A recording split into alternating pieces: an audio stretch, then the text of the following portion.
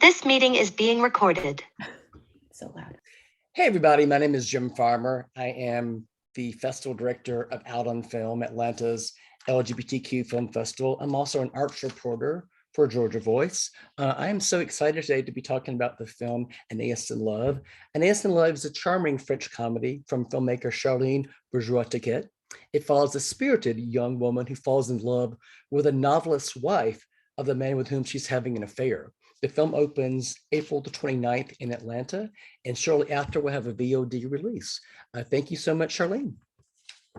Thank you. Nice. I'd so enjoyed this film. Thank you very much. Yeah. How did this come up? So I'm going to speak in French and Asia will translate. Okay, great. Donc l'idée de ce film, c'est venu en partie de ma vie, de mon expérience. C'est un personnage qui a beaucoup de points communs avec moi, c'est Anaïs.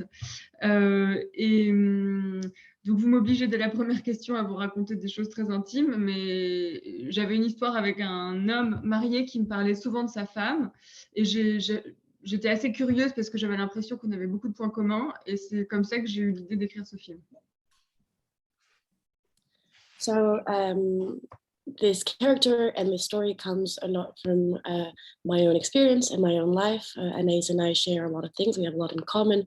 And so this first question always necessitates me to start by divulging some very intimate information, because what happened is I had an affair with a man who was married and who would speak to me of his wife. And I was very curious about her because it seemed that we'd have reasons to meet. Sorry. And that's where the idea of the film started. Okay. Well, can you just tell me a little bit about Anais and all that she is going through in her life? Écoutez, en fait, le film, c'est à la fois l'histoire d'une rencontre, une histoire d'amour et de désir, mais aussi le portrait d'une jeune femme de 30 ans qui est, je crois, assez représentative des jeunes femmes d'aujourd'hui. Elle ne sait pas exactement ce qu'elle veut faire dans la vie, elle ne sait pas exactement comment elle veut vivre, elle n'a pas du tout décidé quelle forme de relation amoureuse et conjugale elle voulait, et donc c'est quelqu'un qui vit au présent. Je crois que c'est une de ses caractéristiques principales, c'est qu'elle vit au présent et qu'elle suit toujours son désir, et c'est quelqu'un qui est toujours en mouvement. So I would say that Anais's character is also the portrait of a very specific sort of person, a woman who is in her 30s, who has a wide variety of choices to make ahead of her, and she hasn't yet settled on a specific vision for her future, whether it is the sort of relationship that she wants to engage in, whether it is the kind of pace of life that she wants. So what we do see that she has to work with to make these decisions is the way that she is always in the present, and her sort of extremely desire-driven speed, as she's always rushing ahead. Okay. How does her life change when she meets Emily?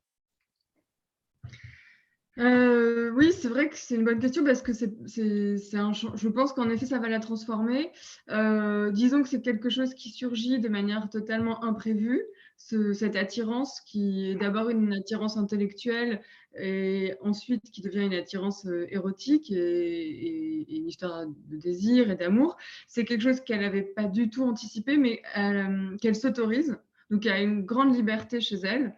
Et je pense que ces deux femmes-là, c'est un peu comme si c'était la même personne à deux âges de la vie. Et je pense qu'Anaïs va chercher chez Émilie des clés. Elle essaie de comprendre comment cette femme s'est débrouillée avec l'existence. Et je pense que en fait, Émilie lui transmet beaucoup de choses, notamment à la fin du film, mais ça, je ne vais pas tout raconter. I think it's a very good question. I think there's a big shift for her in the moment of encounter. because in ways I would say that the things that these two characters have in common, these two women, it's almost as though they were the same person at different stages in their lives, this relationship that begins as an intellectual complicity and an intellectual attraction, and then becomes a story of desire and erotic attraction. Also, in the process of that, Emilie transmits a lot to Anais's character, who's interested in her also as a way of trying to understand how this woman who is so much like her made it work, what keys to existence she has found. And so I think a lot of transmission occurs, especially at the end. I'm not going to talk too much about. Okay, great. Well, for Anais, do you think this was the first time that she had ever been realized that she could be attracted to another woman? Oui, bien sûr, oui. Pour moi, c'est une jeune femme qui n'avait pas du tout prévu ça, mais qui, parce qu'elle a cette capacité à suivre son désir, va se laisser aller à cette attirance. Mais c'était très important pour moi que ce soit pas une question, c'est-à-dire que elle a cette curiosité, cette attirance vers Emilie, et elle suit ça de manière aveugle. Et peu importe que ce soit une femme, en tout cas, elle se demande pas si elle est en train de devenir lesbienne, elle se demande pas si elle est en train de devenir bisexuelle, elle se pose pas ce genre de questions, mais c'est sûr que ça change quand même beaucoup de choses que ce soit une femme. I think yes, absolutely. I think this is not something that she had foreseen or that had occurred to her before. But what was important to me is that because of her absolute dedication to her desire in all situations, when this arises in her, it's something that she allows instantaneously. She has no sort of theoretical appropriation of the question because the pace of her drive is in such a way that she doesn't ask herself questions of becoming. She doesn't ask herself the question of whether she is becoming a lesbian or whether she is becoming bisexual. Or this is not how she conceives of it.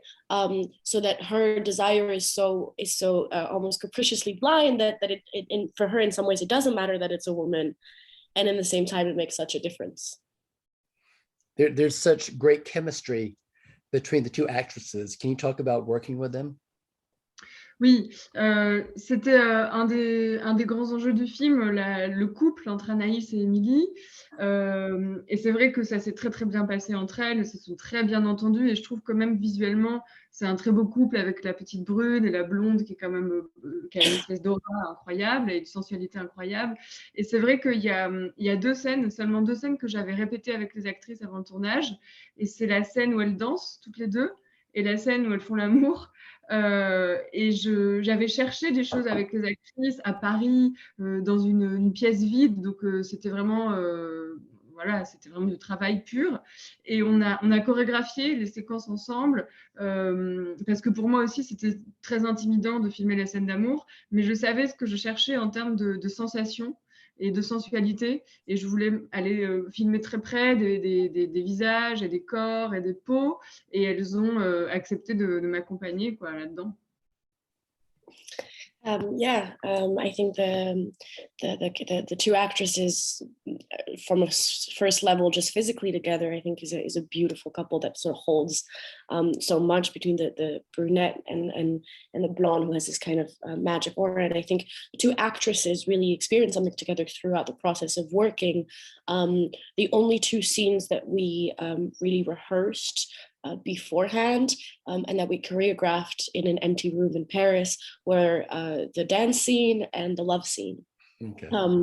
And this was important for us, especially because I was also very intimidated to film this love scene with the two of them, and so we needed to find sort of a place where they would follow me into the purposes that I had of going very close to the sensations and to the sensuality and to the skins and sort of this intimacy that I needed to find myself with them in this prior working situation. Great. Congratulations on this being your first feature film. How difficult was it for you to segue from short films to a feature? Alors, ce qui était bien, c'est que je suis allée, j'ai tourné ce film en étant complètement inconsciente parce que je n'avais pas du tout anticipé ce que c'était que de faire un long métrage. J'avais simplement écrit cette histoire, j'avais envie de la raconter, mais moi, j'ai pas fait d'école de cinéma. J'arrivais de manière assez naïve en ayant fait, en effet, un seul court métrage, et ça n'a rien à voir. Et je dois dire que ce que je peux retenir de ce tournage, c'est qu'en fait, c'est vraiment une épreuve physique. On a tourné pendant 7 semaines. Avant ça, il y avait eu des semaines et des semaines de préparation qui avaient été assez difficiles à cause du Covid. On était entre les deux confinements, c'était vraiment assez compliqué. Et donc, je dirais que voilà, la différence, c'est l'endurance. C'est vraiment quelque chose qui est presque sportif. Et sinon, j'ai eu la chance de vraiment avoir des acteurs extraordinaires qui m'ont quand même beaucoup facilité les choses sur le tournage. Et voilà. So I was in some ways very lucky because I went into the making of the feature film without being fully aware and conscious of what I was launching myself into, because I had written the film, I had the idea for this film, but otherwise I had only made one short film, and I came to realize that it was not the same thing. And I think that a lot of things were learned, of course, in that process. The main was the physical endurance, that the 7 week of preparations and then filming for all of this time. So thankfully I had wonderful actors that made it as easy as they could for me to sort of rear my body to meeting the challenge that I had set for myself. And so that was something that I really had to discover, and realizing what that involves coming from the native, because I didn't have any formal cinema training, so I didn't have any foresight, and so everything was learned there and then, and turned out the way that it did. Great. One final quick question. What are you working on next? Là, c'est encore assez flou. Je ne peux pas vraiment répondre parce que j'hésite entre plusieurs projets, et j'hésite aussi entre différentes tonalités, c'est-à-dire soit continuer dans cette veine un peu comique, soit changer complètement, et je ne sais pas ce que je vais décider. It's still a little bit vague at the moment. I have a decision to make. I'm hesitating between the possibility of sort of first pushing on in the same tonality and in the same texture of film, in this kind of tone that I have found with the previous one, or changing it entirely. And I haven't yet decided. Okay, great.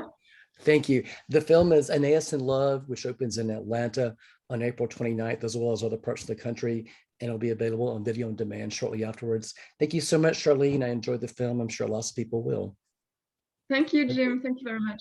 Thanks so much. Bye-bye.